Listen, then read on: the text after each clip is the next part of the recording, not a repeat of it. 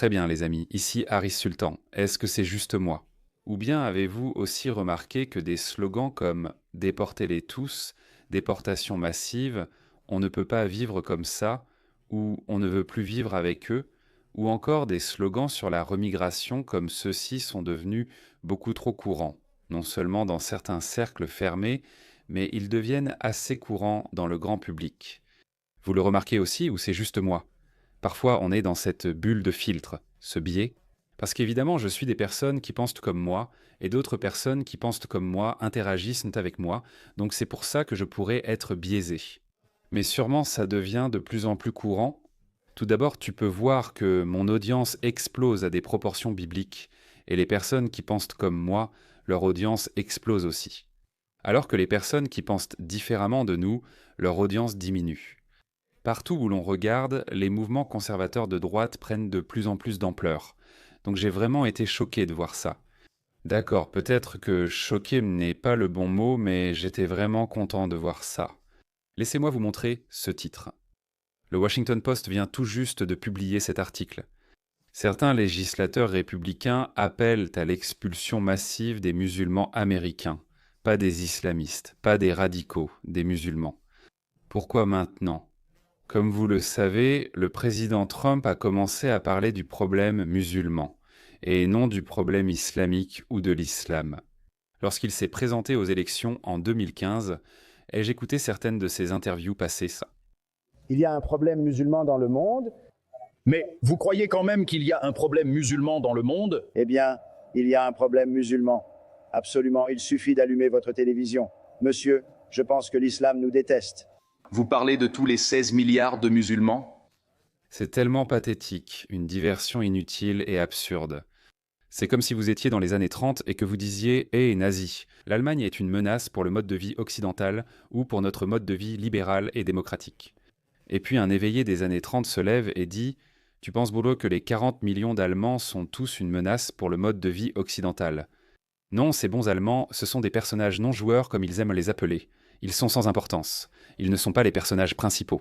Ce qui compte, ce sont les gens qui prennent les décisions, ce sont eux qui comptent, donc les autres sont sans importance. Peu importe qu'ils soient 16 ou 2 milliards, il faut juste se concentrer sur le 1 à 2, des djihadistes très politisés et violents, qui veulent tuer des gens, qui veulent tuer des occidentaux, qui détestent l'Occident, qui veulent prendre le contrôle de l'Occident, ils le disent d'eux-mêmes. Wahahi, mes frères et sœurs en islam, la victoire arrive, et vous et moi, Inch'Allah, parce que nous aimons Allah et nous aimons son prophète. Nous sommes sur le chemin de la victoire. Nous sommes sur ce chemin de la lutte civilisationnelle où nous allons voir l'islam dominer. Vous ne voulez pas qu'Abdoul du quartier dise vouloir brandir le drapeau de l'État islamique sur Buckingham Palace ou la Maison Blanche. Ce n'est pas nécessaire. Il est sans importance. Ce qui compte, ce sont les personnes qui ont ces objectifs. Et il y en a beaucoup. Je veux dire, il y en a vraiment beaucoup. Quand on regarde ce qui se passe avec le Coran, c'est quelque chose d'assez effrayant. Il y a quelque chose là-dedans qui transmet une ambiance très négative. Laissez-moi regarder, vous savez, juste donner du contexte aux gens, pour qu'ils sachent ce que le président Trump essaie de leur faire comprendre. Parce qu'il est évidemment un homme politique. Il doit encore être un peu filtré, mais c'est aussi direct qu'un homme politique peut l'être. Ceci est le Coran, chapitre 9, verset 29, souvent vu par de nombreux musulmans comme un commandement général. D'accord, oui, vous trouverez certains musulmans qui diront « Non, non, ce n'est pas un commandement général, c'est spécifique à une époque, mais encore une fois, cela reste un commandement général pour les talibans, pour Daesh, pour beaucoup de musulmans radicaux, d'accord, ils le disent eux-mêmes, c'est un commandement général. Combattez les gens du livre qui ne croient ni en Allah ni au jour dernier. Et ne considérez pas comme illicite ce qu'Allah et son messager ont déclaré illicite, comme la zina, la burqa, toutes ces choses-là. Donc vous devez combattre ces gens, les gens du livre, c'est-à-dire les juifs et les chrétiens. Vous devez les combattre parce qu'ils n'acceptent pas ce que Muhammad a déclaré licite et illicite. Vous devez les combattre. C'est donc la raison pour laquelle l'islam est dans un état de guerre perpétuelle. Israël n'est qu'une excuse. Vous voulez me dire que les musulmans ne tuaient jamais de juifs avant 1948 ? Faut arrêter. C'est ce que dit le président Trump. Beaucoup d'entre eux... Ils ne nous respectent pas du tout. Une grande partie d'un groupe de personnes. L'islam, une grande partie, veut utiliser des moyens très, très durs. Il y a plus qu'une poignée de musulmans modérés, mais il y a certainement un problème avec les musulmans. Si vous avez des gens qui sortent des mosquées avec de la haine et avec la mort, dans les yeux et dans l'esprit, nous allons devoir faire quelque chose. Ils cherchent à contrôler nos enfants et à leur faire croire que Daesh et l'islam sont merveilleux. Nous ignorons ce qui se passe. Et nous devons observer les musulmans et agir. On ne peut pas rester là sans rien faire pendant que notre pays est détruit. Je veux une surveillance de certaines mosquées. D'accord. Qu'est-ce qui ne va pas avec ça? Regardez, la Grande-Bretagne ne l'a pas fait. La Grande-Bretagne est maintenant un enfer islamique. 95% de toutes les victimes d'attentats terroristes en Grande-Bretagne ont été causées par des musulmans. Et maintenant, en Australie, c'est encore plus intéressant après la récente attaque terroriste islamiste à Bondi Beach il y a quelques jours. Lorsque 15 Australiens ont été tués par un musulman déséquilibré, 100% de tous les décès liés au terrorisme en Australie en 2025 étaient dus à l'islam.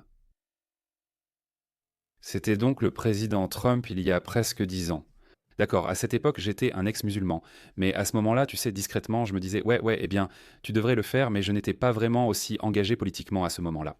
À 30 ans, j'étais jeune et plutôt du genre à dire « Ouais, peu importe ». Mon activisme a commencé en 2018, après un déclic, une révélation. J'ai vu comment un athée comme moi a été brutalement lynché par une foule au Pakistan, et j'ai eu ce réveil brutal que ces gens peuvent devenir très violents. Si j'allais au Pakistan, si je n'étais pas arrêté dans l'heure, je serais lynché par une foule. Et je n'exagère pas. Des dizaines de personnes ont été tuées, lynchées par des foules au Pakistan au cours des 5 ou 6 dernières années, depuis le début de mon activisme. Voilà ce que nous importons en Occident. C'est pourquoi c'est la mission de ma vie de sauver l'Occident, parce que l'Occident est un endroit civilisé. De telles choses n'arrivent pas en Occident. Les gens en Occident ne tuent pas d'autres personnes à cause de différences idéologiques et certainement pas à cause de différences religieuses. Ils faisaient en cela il y a 300 ou 400 ans, mais l'islam est encore coincé à l'époque médiévale. C'est ça que tu veux? Regarde ma dernière vidéo où je montre comment les musulmans au Pakistan célébraient l'attaque de Bondi Beach.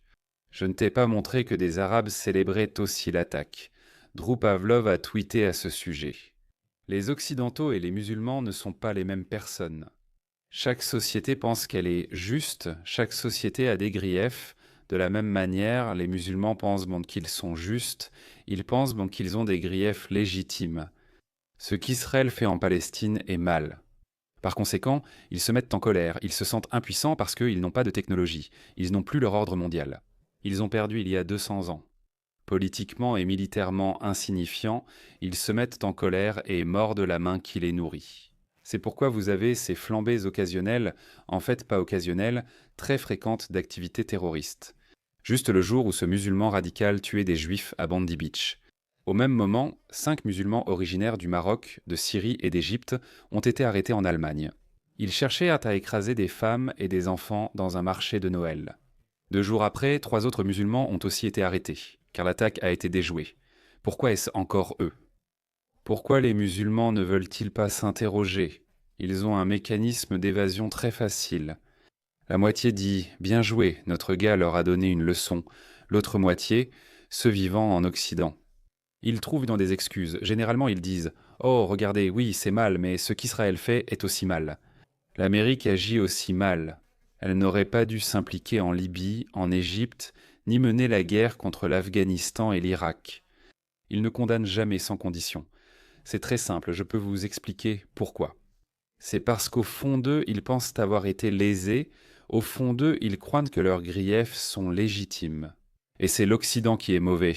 Mais ce qu'ils n'arrivent pas à accepter, c'est qu'ils ne veulent pas non plus vivre dans leur propre pays d'origine. Parce que ces pays sont des enfers. Personne ne veut retourner en Afghanistan, aucun d'entre eux en tout cas. Je divague sans cesse, avance rapide. À la suite de l'attentat terroriste de Bondi Beach, voici ce qu'a dit le président Trump. Écoutez ces paroles. Nous devons y prêter attention. Tout notre amour et nos prières vont à notre nation entière, au peuple australien et surtout à tous ceux qui ont été touchés par cet horrible attentat terroriste antisémite.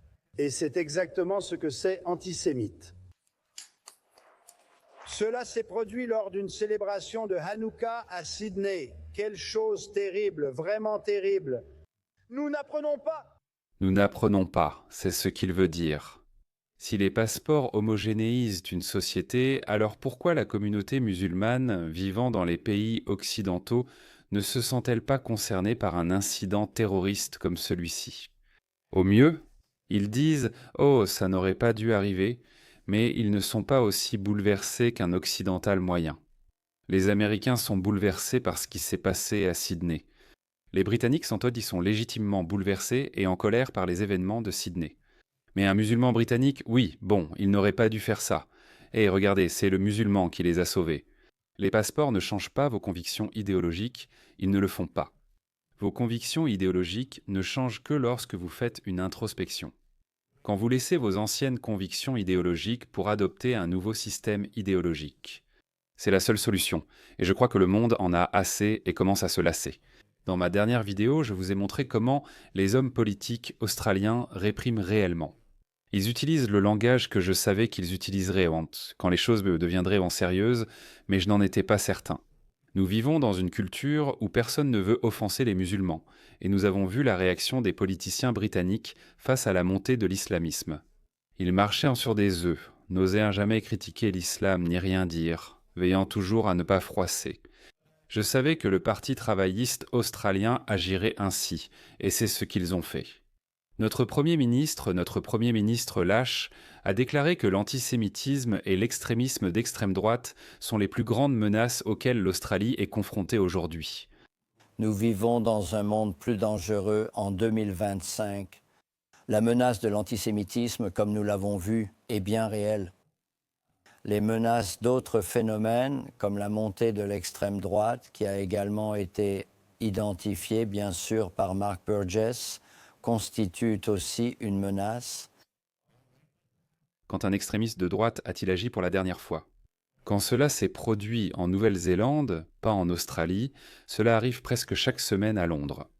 Et la solution de notre Premier ministre faible face à l'extrémisme islamique, qu'il ne reconnaît même pas, c'est un contrôle plus strict des armes à feu. Il y a 4 millions d'armes à feu enregistrées en Australie, plus qu'en 1997, lorsque le programme de rachat d'armes a commencé, donc c'était le chiffre le plus bas à cette époque. Nous avons maintenant 2 fois plus d'armes à feu, mais seulement 2 ou 3 décès par an liés à ces armes. Cette année, nous en avons eu 15, les 15 causés par ce fou, ce terroriste. Et sa solution à ce problème, c'est en fait, laissez-moi vous montrer une autre vidéo hilarante. C'est un moment de gêne immense. C'est tellement pathétique, alors Richard Miles est notre vice-premier ministre. Si Anthony Albanese s'absente, il devient Premier ministre. Voilà à quel point le Parti travailliste australien est pathétique. Pensez-vous qu'il devrait y avoir une plus grande attention portée aux discours de haine provenant des imams musulmans dans la partie ouest de Sydney? Je pense, comme je l'ai dit plus tôt, ce que nous avons fait, c'est criminaliser davantage de formes de discours de haine. Et nous avons criminalisé le salut nazi. Évidemment, dans un contexte. Regardez comment il fait un double geste. Dans son propre contexte, c'est presque un réflexe, c'est presque instinctif. Ils sont programmés pour répondre par de l'extrémisme d'extrême droite, chaque fois que l'extrémisme islamique est mentionné.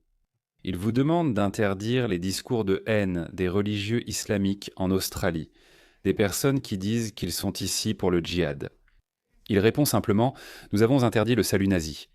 C'est à quel point les travaillistes sont pathétiques, absolument pathétiques, que ce soit au Royaume-Uni, en Australie, ou les démocrates en Amérique, absolument pathétiques. C'est pourquoi je pense que nous assistons à la mort de la politique de gauche. Je veux dire, le pendule est bien en train de basculer vers la droite, et bien sûr, quand il commencera à aller vers l'extrême droite, alors on essaiera peut-être de le ramener, et je pense qu'on s'ajustera en conséquence. Mais en ce moment, le pendule était allé tellement loin à gauche que plus rien n'a de sens, rien du tout. Je ne crois pas que le président Trump soit un grand géant intellectuel ou idéologique de notre époque. Je ne pense vraiment pas ça, mais je pense qu'il a du bon sens. Notre politique dominante est tellement pathétiquement stupide que peu importe ce que dit le président Trump, il n'a pas besoin de réfléchir longtemps, il ne le fait pas. Sa politique envers l'Europe est absolument parfaite en ce moment en Angleterre.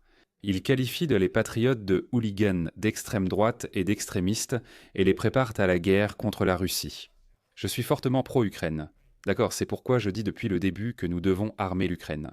Ainsi, nos gens en Europe de l'Ouest n'ont pas à se battre. Les Ukrainiens défendent la civilisation occidentale. Poutine est un tyran fou, c'est un autocrate. Ses alliés sont l'Iran, la Corée du Nord et la Chine. Je suis fortement pro-Ukraine. Ne croyez pas que je couvre Poutine. Je veux que nous armions l'Ukraine à tel point que les Ukrainiens puissent finir le travail eux-mêmes, au lieu de les pousser à capituler. Je n'aime pas la politique de Trump sur ce point, c'est vraiment stupide. Regardez, je vais vous montrer. Donc Tommy Robinson a dit ça, peut-on lui en vouloir? Regardez, il demande quel type de patriote il est. Il dit « Nous ne nous battrons pas pour vous ». Tout le monde au Royaume-Uni doit se mobiliser pour dissuader la menace russe d'une guerre plus large, selon les forces armées. Chef du bord. D'accord, tu sais quoi? Tu as sali ces gens en les traitant de hooligans d'extrême droite, d'extrémistes, de voyous racistes, et maintenant tu veux qu'ils meurent dans un fossé ukrainien pour toi. Pendant que tu fais venir plus d'hommes étrangers au Royaume-Uni, j'ai une meilleure solution. Pourquoi ne pas d'abord envoyer tous ces musulmans en Ukraine en leur disant tu sais quoi? C'est une bonne occasion de prouver votre valeur et loyauté envers la Grande-Bretagne. Je peux te garantir qu'il n'y en aurait même pas plus d'un qui se porterait volontaire, en fait, moins d'un. En fait, je vais te donner une statistique. Savais-tu que plus de musulmans ont rejoint Daesh que l'armée britannique? Comme je l'ai dit plus tôt, idéologiquement, ils ne sont pas les mêmes. Ils ne sont pas loyaux envers la Grande-Bretagne. Envoie tes demandeurs d'asile. Il y en a environ 200 à 300 000. Tu veux la citoyenneté britannique, va te battre pour la Grande-Bretagne. Musulman. Oh, tu aimes vivre dans ce pays et pas en Afghanistan, alors pourquoi tu n'irais pas prouver ta valeur en te battant contre la Russie? Va sauver la couronne.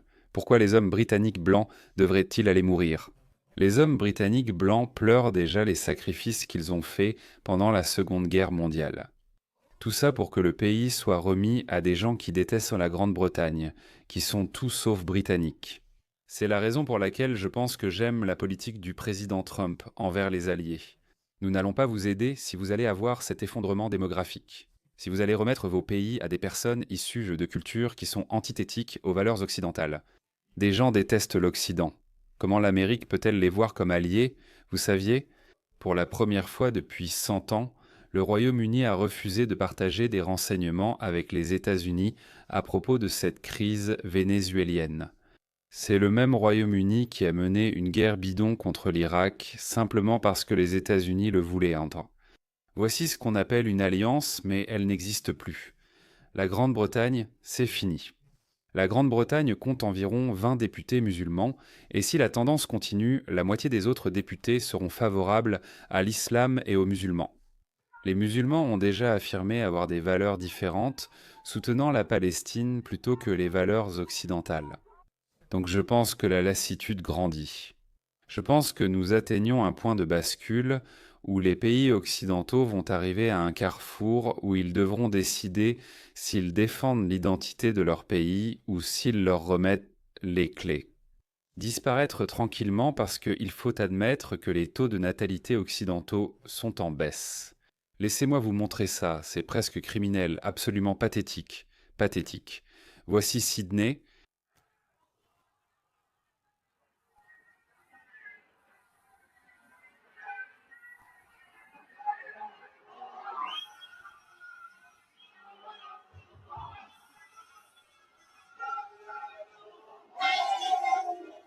Panonnade.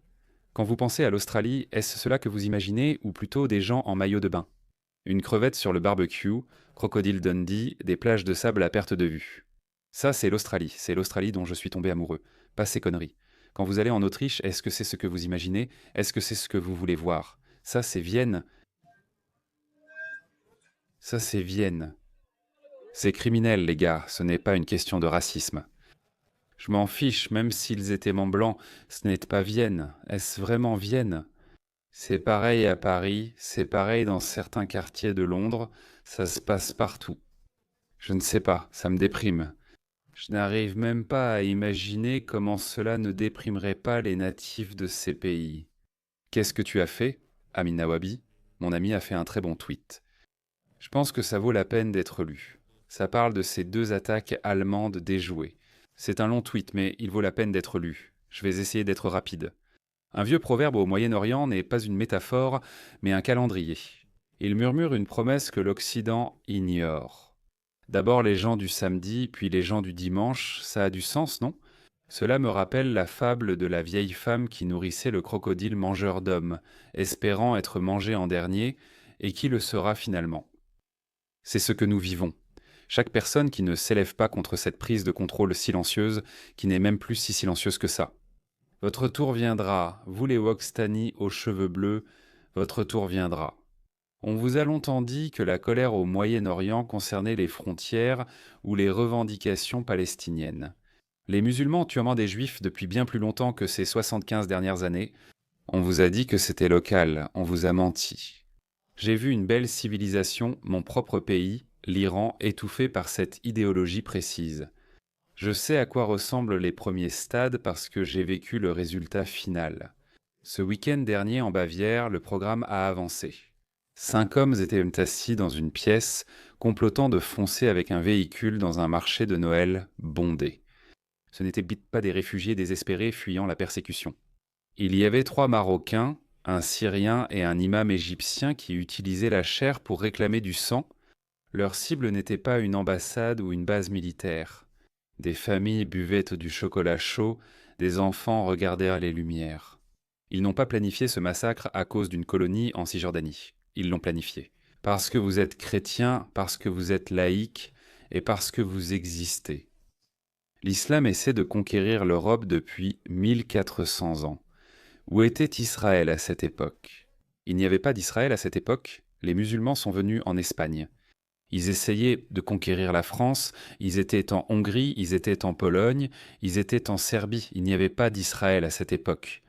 Le peuple juif est simplement la première ligne de défense dans une guerre contre la civilisation. L'islam, tout comme les Ukrainiens, s'oppose aux zombies de Poutine. Quand cette ligne cède, la violence ne s'arrête pas. Vous pensez qu'ils vont s'arrêter si Israël disparaît? Sérieusement, tous ces idiots, tous ces groipés, leur haine envers les Juifs est telle qu'ils embrassent les islamistes. Ils ne plaisantent pas, c'est une idéologie très dominante, agressive, ils ne plaisantent pas. Je viens de cette culture, je sais de quoi il s'agit. Vous n'êtes même pas obligé de m'écouter, écoutez-les, ils le disent d'eux-mêmes. Quand les musulmans partent conquérir le pays voisin, que faisons-nous? Nous les tuons tous. Non. Le prophète dit, la première chose à faire est de les appeler à l'islam. S'ils refusent, alors dites-leur. Allah vous a imposé de payer l'impôt en contrepartie. Quand l'ennemi attaque votre pays, vous ne combattez pas, nous, les musulmans, vous protégeons, subhanallah. Pour cette petite somme d'argent, oui, et vous profitez de rester chez vous, dans votre pays, et de vivre votre vie normalement. Mais la loi, c'est la charia, donc vous n'ouvrez pas de boîte de nuit, vous ne commettez pas de fornication. S'ils refusent, alors nous devons combattre, et si nous combattons, vous, alors nous vous capturons. Vous devenez nos esclaves, nous prenons votre terre et vous refusez. Je vous offre 2 options, fi. Dans 40 ou 50 ans, quand les musulmans seront aussi forts qu'ils doivent l'être. Il y a littéralement des milliers de vidéos, elles ne sont pas cachées, ce ne sont pas des vidéos enregistrées en secret.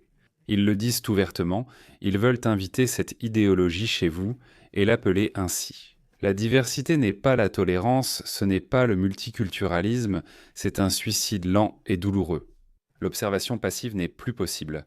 J'ai donc créé une base pour que nous puissions nous organiser et nous préparer à la suite. Brisez le silence et rejoignez le mouvement. Ecolcom regarde cette image, sérieusement. La civilisation occidentale. Ça, c'est la porte de Brandebourg. La diversité, c'est Maastricht. Ouais, oh mon Dieu, oh mon Dieu. C'est de la folie. Bienvenue à tous, regardez. Si nous disions cela, disons il y a 15 ou 20 ans, vous savez, quand des centaines de ces actes terroristes n'avaient pas eu lieu en Europe. À ce moment-là, aviez-vous une raison de douter ou de rejeter ce que nous disions? Combien de données supplémentaires vous faut-il encore? Combien de preuves supplémentaires faut-il? Tous les pays occidentaux sont touchés par le terrorisme islamique. Pourquoi cela n'arrive-t-il pas en Corée du Sud ou au Japon, des pays prospères? Pourquoi ne le voyons-nous pas? Et pourquoi ne voyons-nous pas cela se produire en Arabie Saoudite ou aux Émirats Arabes Unis? En fait, les Émirats Arabes Unis sont un très bon exemple de société multiculturelle. Les hindous y vont, les musulmans du Bangladesh, du Pakistan, d'Afrique, de partout, ils y vont, parce qu'aux Émirats Arabes Unis, ils ont des lois strictes. Ils ne plaisantent pas avec toi si tu fais n'importe quoi. Soit tu vas en prison pour très longtemps, soit tu es immédiatement expulsé. Mais en Occident, on a ces gens-là. Ils disent « Oh, j'ai une théorie là-dessus ». L'Occident s'est civilisé au fil de nombreuses générations, donc en conséquence, leurs lois sont devenues de plus en plus humaines et plus souples. Cela ne s'applique pas aux cultures qui viennent de milieux où la vie est beaucoup plus dure, où l'on peut tuer quelqu'un pour une banane, cela ne s'applique pas à eux. C'est triste, je ne sais pas ce que vous faites, mais il y a un peu d'espoir. Je ne veux pas vous rendre triste. Je n'ai jamais eu autant d'espoir. Comme dit lors des appels vidéo, il faut tous les expulser et les renvoyer chez eux. Ils se font entendre de plus en plus fort, et cela va continuer. Parce que les musulmans ne sont pas prêts à dénoncer les brebis galeuses dans leur communauté. Ils rejettent simplement la responsabilité sur tout le monde. Ils accusent le Mossad, le CIS Israël, tout le monde sauf eux-mêmes. Le monde commence à se lasser, une fatigue croissante s'installe. Et je dois le dire, il y a une solution politique à cela. Ne prenez pas les choses en main vous-même. Il y a une solution politique parce que ces personnes ne s'arrêteront jamais. Une autre attaque terroriste surviendra en Australie, Angleterre, Amérique, Canada, avec un véhicule fonçant dans la foule. Ça va arriver en Allemagne, en Autriche, en France, ça va arriver, et plus cela arrivera, plus il y aura de volonté politique pour remigrer. Alors tenez bon mes amis, tenez bon, ça va arriver. Nous ne partons nulle part.